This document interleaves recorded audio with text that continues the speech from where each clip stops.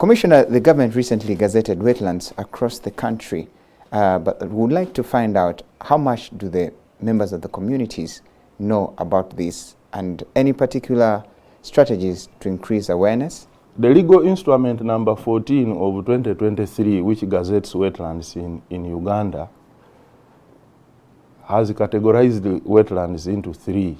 Under Schedule 1, Schedule 3, we have the primary wetlands. Those are wetlands of national and international importance, where we purely, as a ministry and the government, said there should be a no-go area. These include even the protected Ramsar sites and the major wetlands. For example, around here we have the Katonga, we have the Mpologoma, we have the Nile. Those ones, as government, we are saying people should not access them. Now, the second category, which is in Schedule 4, are the secondary and tertiary wetlands. Those ones, we encourage the development of management plans for them. We do not allow anyone to access unless you have authority from the lead agencies, which is the ministry and the NEMA, to authorize you to use. Now, the last category are the tertiary ones, the very, very small wetlands which are all over in the country. So as a ministry now, we have planned to roll out this instrument to create awareness of what we are doing and to ensure that these three categories are fully understood by the community and the population for the good of all of us as a country. The government has over the years been engaged in different activities to restore wetlands across the country.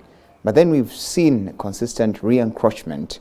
What are some of the factors contributing to this, and how do you intend to address this moving forward? We have not been coordinating completely as government agencies. For example, you find the Minister of Water is saying we should conserve wetlands, we should protect wetlands.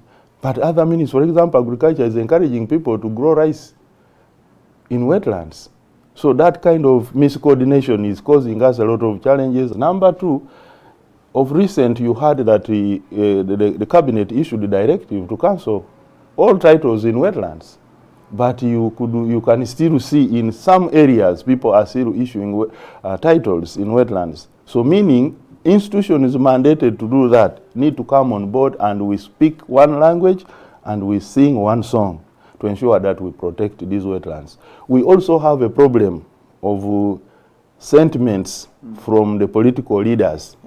In many regions, there is also impunity amongst many actors. Commissioner, since 2020, the government has been talking about coming up with a specific law to handle wetland degradation or improve wetland management. It's coming to the end of 2024 and the law is not in place. Why the delay? I don't want to say that the bill has delayed. At the stage at which we are now is that the principles of the bill were approved. Discussions are ongoing while consultations were done, and we are to submit now to cabinet. And I think by the end of this year or early next year, we should be having a law in place. We're meant to understand, and we know that wetlands are very critical when it comes to climate change adaptation. In which ways do they help? I want to inform you that wetlands absorb a lot of carbon. They do carbon sequestration more than the forests, more than the grasslands.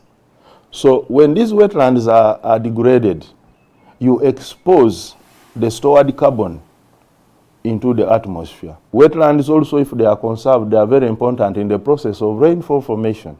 And when the rains are formed, a lot of these gases are absorbed from the atmosphere, then we may not have effects of climate change. As carbon sinks, we know wetlands store like twice more than any other ecosystems.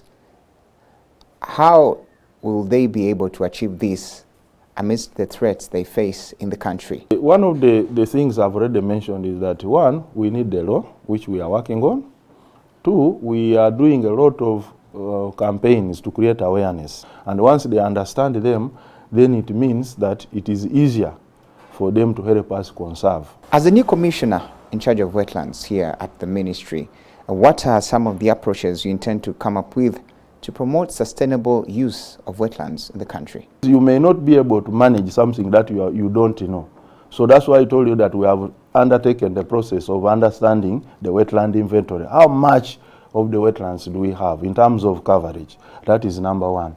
Number two, we are building institutions we are working with from the districts to the national level. This is very key.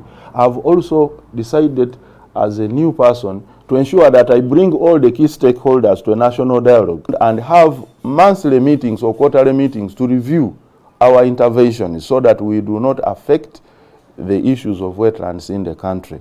And finally, we are also asking government to deliberately increase funding to the sector so that we conserve the wetlands. Commissioner, thank you so much for your time and for the great insights shared with us. I'm Benjamin Jumbe.